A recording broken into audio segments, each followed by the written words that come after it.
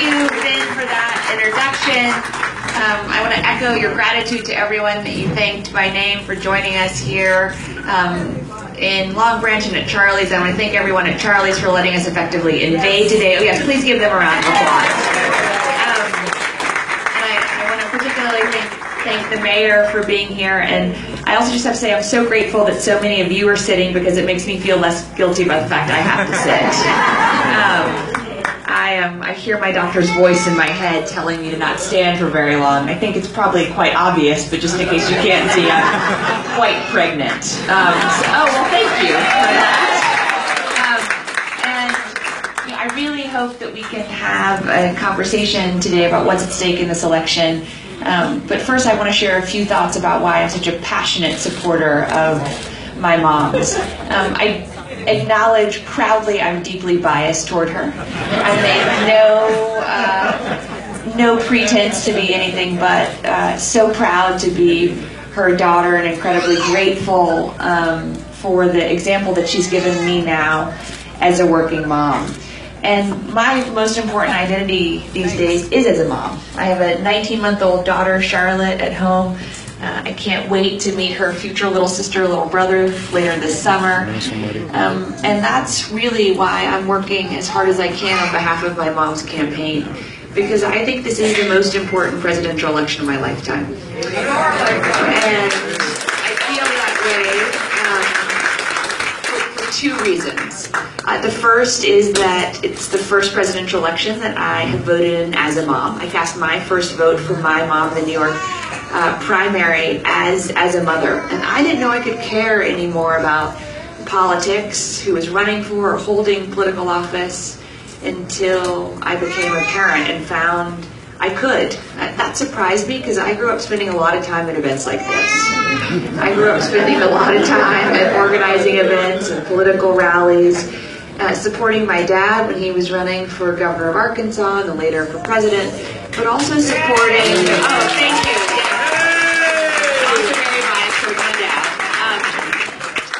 Supporting whoever my parents were behind, who was running to be our city manager or mayor of Little Rock, or running to represent Arkansas in the Senate, or our community in the state legislature, or in the House in Washington, and of course in presidential election years. And yet this election feels so personal to me because I'm now a mother. And I know that whomever we elect will play a profound role in shaping the country, the world, the values that my children and their generation grow up in. The second reason I think this is the most important presidential election of my lifetime is because I worry everything I care most about is at risk. All the progress that President Obama has made and our core values as a country, part of what Vin talked about, are really at risk at this moment in time. And I just want to share a couple of thoughts about why I am convinced that my mom is the only person who can help us navigate forward at this moment. And the first really is that I think what someone has done is a good indication of what they'll be able to do. So it really matters to me that my mom has a long and deep record of actually being a change maker and really delivering progress. And I remember back in 93 and 94, my mom fought hard for universal health care coverage. And I remember when her efforts didn't succeed, in part because the health insurance industry and the pharmaceutical industry spent tens of millions of dollars to defeat her efforts. I don't know if you remember the Harry and Louise ads, but for those of you who don't, Harry and Louise were this rather nice looking older couple who sat across from one another at their kitchen table, and they talked about what a disaster it would be if my mom's healthcare plan passed. They were going to lose their doctors, they wouldn't be able to make their choice about what type of medical care they saw, their hospitals were going to shut down, basically they were going to die. I mean, that's a little bit dramatic, but not much. And so many of those ads and the campaigns against my mom's healthcare proposal were targeted to her personally. It was really vicious, and I would have understood as her daughter if she'd said, "Oh, I'm just too tired. I need a break. Maybe there'll be a more perfect day to wage that. Oh, it doesn't bother me at all. The baby can keep crying. I'm very used to it. Truly, it doesn't bother me. Please don't feel like you have to actually.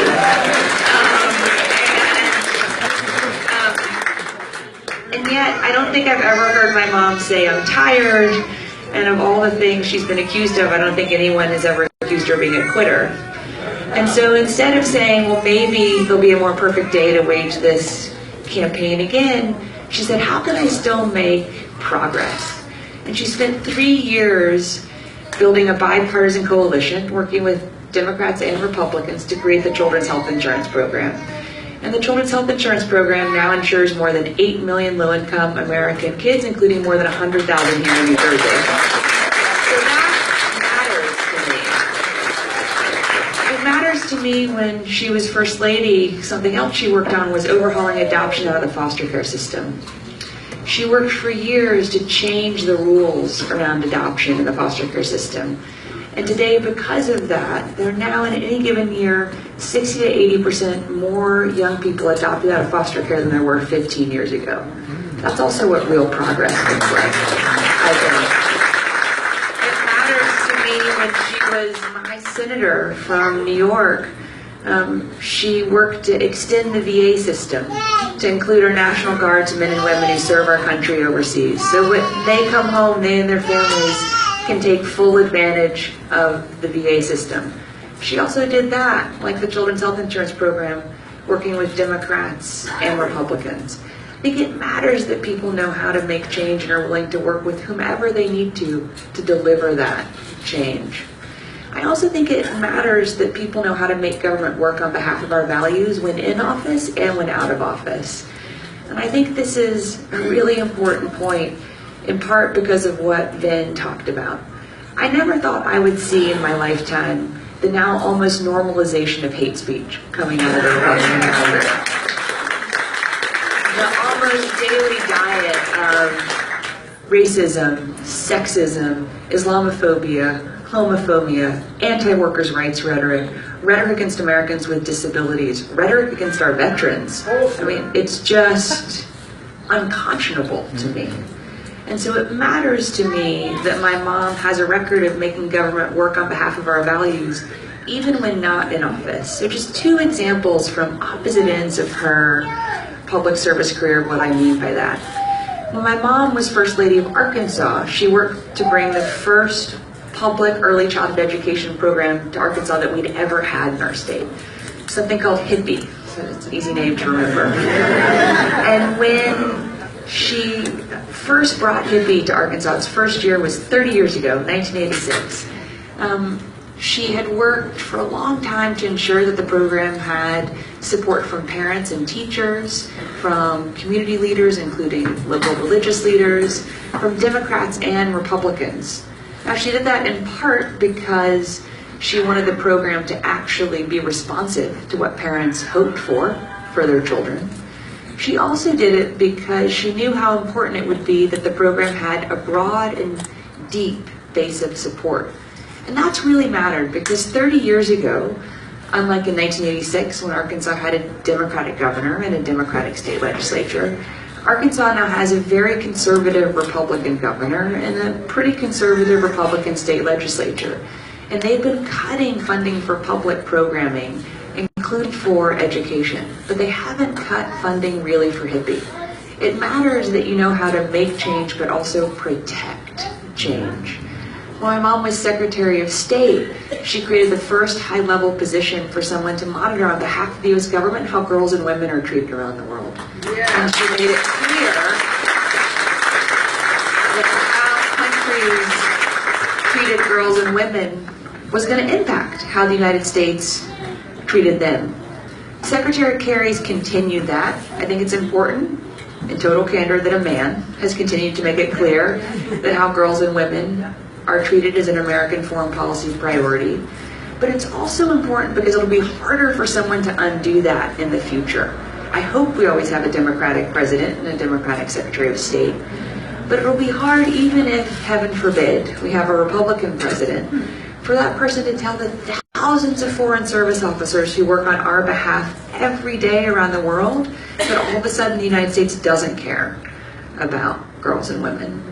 My mom also set up the first high-level position for someone to monitor how the LGBT community is treated around the world, and she helped create the first fast-track asylum process ever, so that sadly, when, not if, but when LGBT activists and advocates are being persecuted or even prosecuted in their home countries, they can now more quickly apply for asylum and get to safety here in the United States. It matters that people know how to make government work. So clearly I'm deeply passionate about my mom. I've already confessed I'm deeply biased toward her. And in part, I'm so biased toward her because I am so grateful that I never doubted I was the most important person in the world to her when I was growing up. And I never doubted that she was working so hard on whether it was early childhood education in Arkansas, when she was the chair of the Legal Services Corporation, overseeing legal aid throughout the country, which is work that she did when I was growing up in Arkansas. That she was doing that, at least in large measure, for me in the future that she wanted me to have. So I am so thankful to have this opportunity to share some thoughts with you. I now hope that you'll ask questions or feel free to share thoughts and suggestions with me. And again, please just thank all of my mom's tremendous organizers here for all that they're doing.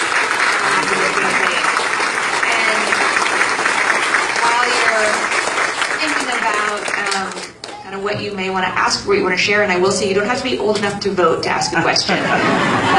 Some of you may not quite be old enough yet to ask a question or form a full sentence. But I'm so grateful that my parents always took me to events like this and to vote with them when I was growing up. So if any of the kids have questions, I hope that you'll ask.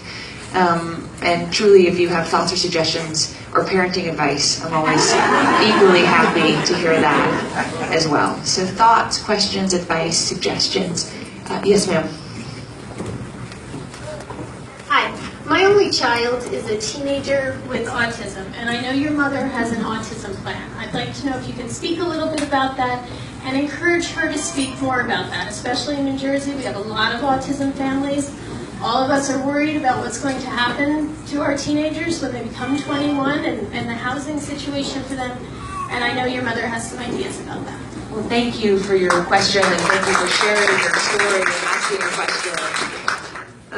As you may know, my mom was a founding member of the Autism Caucus when she was in the Senate. And I think this remains true, that she's the only person running for president who has a plan for autism. And there's a few parts that I'd like to talk about. One really relates to research. Most of the research funding in the last decade has really gone to understanding the science of autism, which is hugely important, kind of what causes it, kind of what medical treatments may be most effective. But we've had almost no research on some of the questions that you ask. Kind of, how can we best support children in public schools who are autistic? How can we best support young people as they grow up to find employment that matches their skills and their dreams? You know, where, depending on when people fall on the autism spectrum, can we really say someone can live in supportive housing with dignity and kind of the ability to lead their own lives, and where do people need relatively more support? We know very little about that. And so something that my mom championed when she was in the Senate and when asked in this campaign that she talks about is we need to start spending more research on how best to support children, young people, and older adults to lead lives that are full and fulfilling for themselves, that are predicated first on dignity. So I think that's an important point, and something that's not often discussed, is we need to spend and invest more money in research in that area. Kind of on the second point, is we need to fully fund our public school systems to be able to provide the best possible education for every child, regardless of circumstance. And something that my dad did when he was president was to empower the Department of Education to give funds directly to school districts that have a disproportionate number of Title I schools, and to even schools directly that have a disproportionately high number of Title I students. So that the federal government really is helping to close the funding gap. And that's something my mom has talked a lot about in this campaign, and it goes directly to your question as well, because so many schools today, we're expecting our teachers to be everything to every student. We're expecting our teachers to not only teach, but to be social workers, guidance counselors, school nurses. And that's not fair to our teachers. It's not fair to our students. It's not fair to our families. So really kind of, again, investing in the public school system, because that's a huge part of answering your question as well. And then we know we need to do more, probably through Medicaid and through the Affordable Care Act, to provide support in some of the other areas that you're talking about. Because as children grow into adults, our obligation doesn't stop. I think in some ways I understand this now even more as a parent. And so whether it's questions of housing or employment training, we need to be providing more support directly to families, but also to community-based programs that are really providing those services, but also those opportunities. And then kind of the last point I would make, and I think this is a really important one, is my mom's the only person, at least that I've heard consistently in this election, whenever she talks about the need to raise the minimum wage, she always talks about two things alongside that. One, equal pay for equal work for women, and actually enforcing a little bit better. Two, removing the structural discrimination that currently exists in the minimum wage today, where employers are able to pay Americans with disabilities less. Currently, it is legal to pay someone with a physical or mental disability or limitation, including people with autism, less than a third of the federal minimum wage. And that's outrageous. And it's something I think a lot of people don't know. And so when my mom talks about the fight to raise the minimum wage, it's also ensuring that everyone is paid equally for equal work, regardless of gender or even perceived ability. So I think there's a lot that we need to do to answer your question in a way that is fair, equitable, and based in dignity and opportunity for your child or anyone with autism today and in the future. So thank you for the question.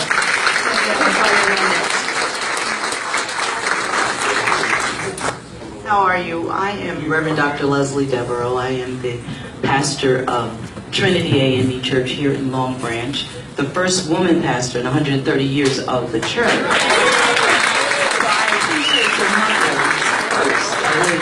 So my question is, with respect to her platform, does she have an urban agenda? And if so, what is that? So thank you, Reverend, for being here, and thank you also for sharing your story. And I'm thrilled when you said that you were the first woman minister, that you got such a round of applause.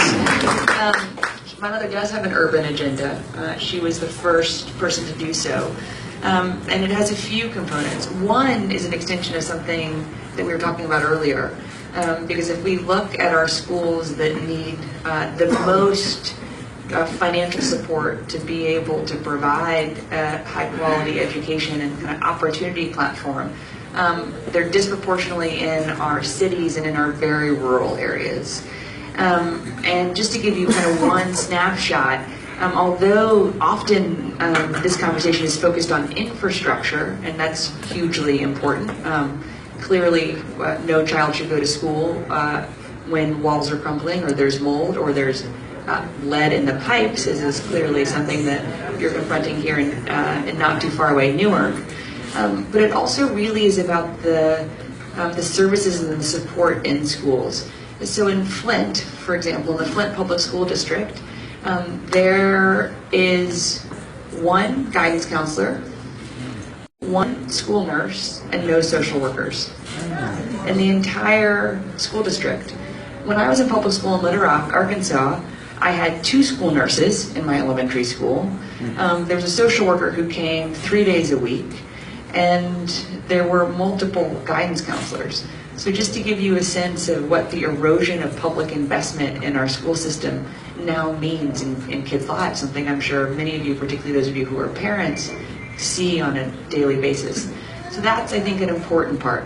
Another important part that may not be necessarily kind of bracketed under the urban agenda, but is, I think, hugely important to our families, is my mother's recognition that education starts as soon as a child is born.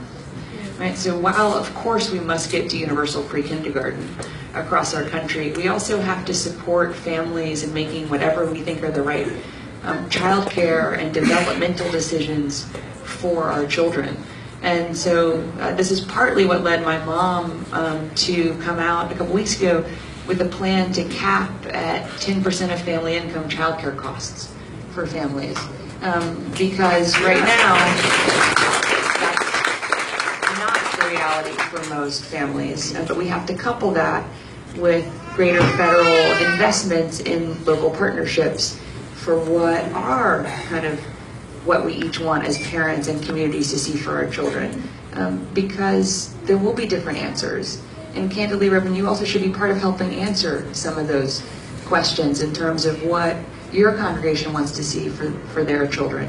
So although this isn't kind of part of an urban agenda, many of our cities are actually the places that are least resourced in terms of early childhood care and developmental opportunities. So I think that's an important point.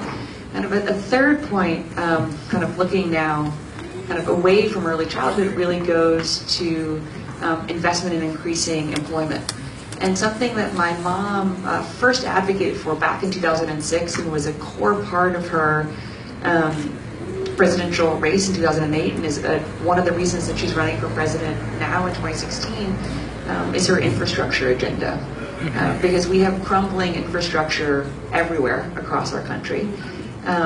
We have, as just one snapshot statistic, more than 1,000 bridges, including many in cities, so kind of the most trafficked bridges in our country, that the Army Corps of Engineers says will be structurally unsound by 2030.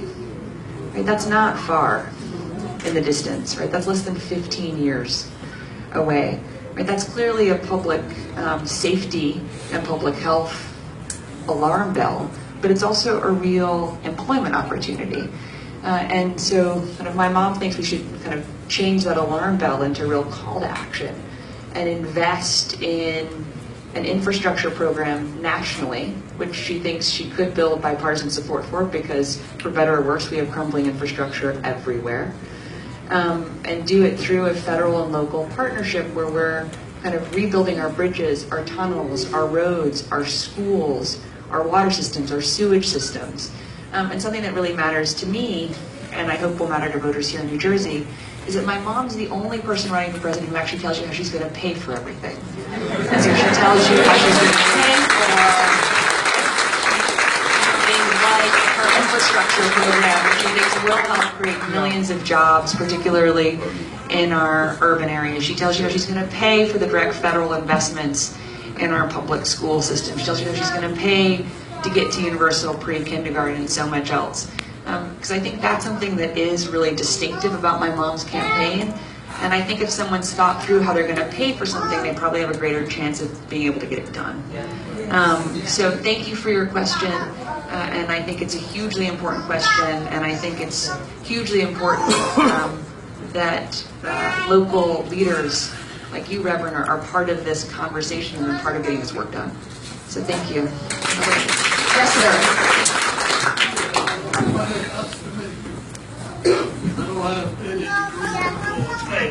But I'm the kind of man that's been working for all these years in the union, and I pay taxes, and I have taxes, more taxes taken out more than I can afford at home to stay in my home.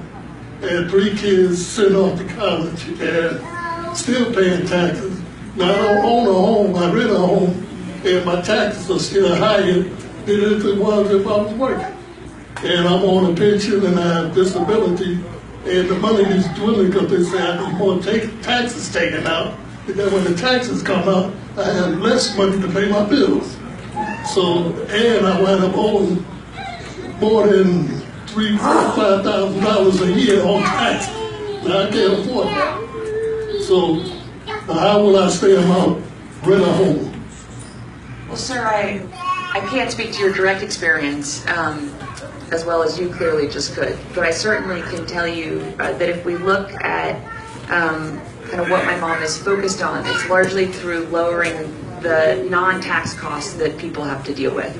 And something else that's distinctive about my mom is she's the only person running, and this is a major difference, I think, between her and her Democratic opponent, but also her and her Republican expected opponent, Mr. Trump, is that she's the only person who said she won't raise middle class or working class taxes. She does not rely on raising federal taxes to get done anything that she wants to get done, and that is a big difference between her and her Democratic opponent, as well as kind of what we're hearing from Mr. Trump. But what she does want to focus on is lowering the other costs in your life. So, for example, on healthcare, my mom thinks one of the things that we have to do to finish the work of the Affordable Care Act, which is something that she first fought for more than 20 years ago. So I think it's clear that she has a strong record on this issue, is capping out-of-pocket expenses and capping premium costs, and empowering Medicare to negotiate with drug companies. And the reason that's so important is that for many people, not only on Medicare, but also those of us not on Medicare yet, I like to think I'm going to live old enough to be on Medicare, so I consider myself not on Medicare yet. Drug costs are even more expensive, particularly if we're chronically sick or if we have a major health event, than our health insurance. And so empowering Medicare, most economists estimate to negotiate with drug companies would lower people on Medicare's drug bills somewhere between 40 and 60% a month. That's a lot. And would knock down those of us not on Medicare's yet drug costs too, because Medicare pricing is transparent. You see exactly how much Medicare is paying. And so because of that, it'll be hard for the pharmaceutical industry to charge those of us not on Medicare yet, even 3 times what they were charging people on Medicare. And also, sir, to your point about housing, my mom thinks we need to be doing more to provide direct housing relief, both through the systems that already exist, so people have lower heating oil or air conditioning costs, for example, if they're like you and probably just on Social Security, but also to see, are there ways to incentivize local communities to try to cap what people are paying out of pocket in terms of rent or for their mortgage. So it's more that my mom's trying to figure out how to lower the costs that every American deals with on a given month, particularly things that we know are eating up a large share of a household budget, like housing and drug costs possibly, although I don't know if that's true for you, and certainly not raising taxes. So I can't promise you that she's going to lower your taxes, but I can promise you she's not going to raise your taxes, and that's a big difference between her and the other people yes, ma'am, in the White House. I just want to say you're a wonderful speaker, and I want to. Yeah, thank you. I wonder what your mom's stance is on Social Security. So her stance on Social Security is pretty simple, and she's had a consistent position on this from when she was in the Senate, having to kind of deal with Republican efforts to privatize Social Security. One, we can never allow Social Security to be privatized. And although that may seem obvious, that is still part of the Republican Party platform, to privatize Social Security, something that she worked very hard to stop when she was in the Senate. 2, we certainly have to secure Social Security into the future. We also need to, and again, this is something that my mom's the only person running president that I've heard at least consistently talk about this. We need to kind of figure out how to compensate women who have been structurally disadvantaged in Social Security because of unequal pay. So if you look at average Social Security beneficiary payments, controlling for all other factors, men are paid a lot more than women, and that's largely the legacy of unequal payment throughout life. And so my mom doesn't yet know candidly what the answer is to that, but she thinks we need a real national conversation, and it's something the Congress really needs to focus on, is how do we remediate the fact that today older women on Social Security are still more likely to fall into poverty, in large part because Social Security isn't paying them as much as their husbands, their brothers, their former male colleagues from work, their friends, the people they sit next to in church. And so she doesn't yet know what the answer is, but she's the first person, at least that I've heard consistently, including from back when she was in the Senate, say that we need to have a real conversation, we need to quickly have an answer on this so that Social Security is actually living up to its original mission, which is to protect our older Americans from having to ever live in poverty. Because right now we're really failing far too many Americans, particularly far too many older American women on that question. So thank you. Oh, gosh. Thank you. I'd like to go back to the Reverend's question. What will we do to get the guns off the street and redirect our youth? Two very different, although related questions. The first about gun violence, for those of you who couldn't hear, kind of what are we going to do to control the gun epidemic in our country. We now have more Americans who are dying of gun violence in our country than die in car crashes. We also, in 2015, reached the ignominious place of having more people die of drug overdoses than die in car crashes in our country.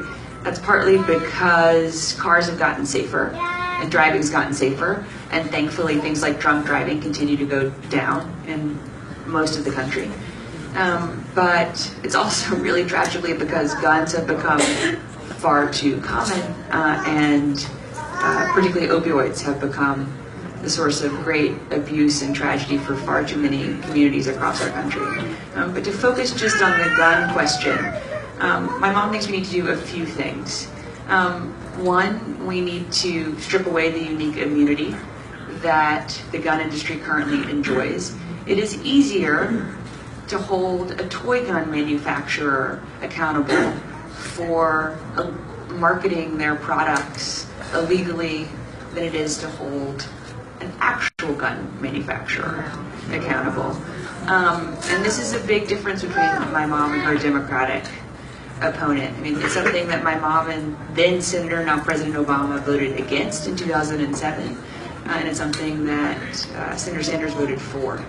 And I have tremendous just respect and humility when I think about the families from Sandy Hook Elementary who are currently suing Remington and kind of everyone down the line who enabled the Sandy Hook shooter, and I'm always very careful to not say their names because I don't think we want to glorify what they've done, but the Sandy Hook shooter who fired off more than 155 rounds in less than 5 minutes and took the lives of 20 children and many of the adults, including the principal of Sandy Hook, who were trying to protect those children. Even though Congress passed a law saying they didn't have the right to sue, they continue to push their case forward because they don't want any other family to have to deal with the daily tragedy of their children not coming home from school. So we have to reverse the immunity and to give the respect to the Sandy Hook families and the others who are continuing to courageously step forward on behalf of all of us. The second thing that we have to do is to close what's tragically now known as the Charleston loophole. The Charleston loophole is so known because the Charleston shooter, who just a little less than a year ago walked into AME Mother Emanuel Church in Charleston and killed 9 people at a prayer group, was only able to buy a gun because his background check hadn't gone through. He actually was on a watch list, and if his background check had been processed, he would have been prohibited from buying a gun. But currently, the way the law is written, if your background check hasn't been processed in 3 days, the default is that you're approved. So if the system is backlogged, or there isn't a good internet connection between the store where you're trying to buy a gun and the database, you're approved after 3 days. Instead of the opposite being true, which is that of course the background check should just take as long as it should take to ensure that we're not selling guns to people who already are known to be safety risks to themselves or possibly to others. This is something that Senator Sanders originally did not support, and I'm thrilled that in the course of this election he's changed his view on that. Another thing that we need to do is to have a unified background check system. Because right now, you can be kind of prohibited from buying a gun in South Carolina, but drive across the state border and still buy a gun in North Carolina. So we need to have a unified background check system and a background check system that includes gun shows. Because in some states, up to 40% of guns are purchased in gun shows, not in gun stores. And the last thing that I think is a direct answer to this question, an important one, is the introduction of child safety locks. And this is something where there's actually a lot of support from law enforcement as well, because child safety locks now in the current technology are unique fingerprint identification.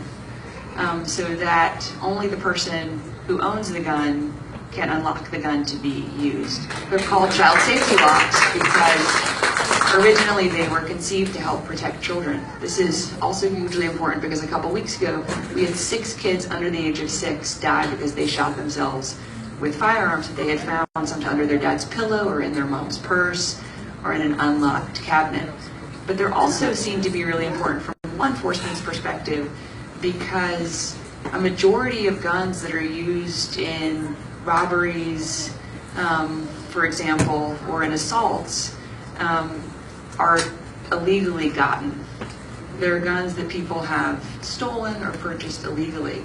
And so child safety locks would importantly help protect children, but also from law enforcement's perspective, importantly cut off a main avenue of possible criminal activity. So there's a lot that we need to do, and everything that I just talked about has the support of a majority of gun owners. So this is something now where there is not great disagreement. There is unfortunately significant opposition from the NRA, but there is not great disagreement in our country any longer, not across party lines, not across kind of urban or rural lines, not across kind of gun owners and non-gun owners. And there is thankfully starting to be real local momentum, particularly through efforts like Moms Demand Action and the Brady campaign.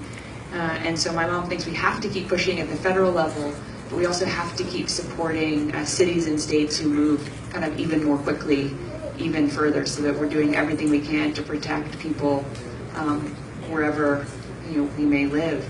This is one of those issues I didn't know I could care more about until I became a parent. And I listen to the Sandy Hook families, or I listen to the daughter of the principal, and kind of the just courage and dignity and strength and deep sense of mission with which they continue to share their pain so that the rest of us never experience that pain is something I find so incredibly humbling, and I just couldn't even imagine as a parent now kind of what that experience every day must be like. So thank you for your question, and I would just say on a final note, particularly since I recognize this is the last day to register to vote here in New Jersey to participate in the primary, is that for those of us who really care about gun control, whether kind of we're gun owners or not, Democrats or Republicans, this has to be a voting issue for us. Because it is clearly a voting issue for the 4 million members of the NRA. And so it has to become a voting issue for the rest of us if we really want to make progress at the local, state, and federal level. And certainly as a parent, I really want us to continue to make progress. So I know that we're out of time, and there are always so many more hands that go up at the end than go up at the beginning. I just want to thank everyone who did ask a question. I want to thank again the mayor for being here, everyone at Charley's for welcoming us. I want to thank my mom's organizers, and I just really want to thank all of you for taking time out of your days to spend with me, and I hope that all of you will vote for my mom on June 7th.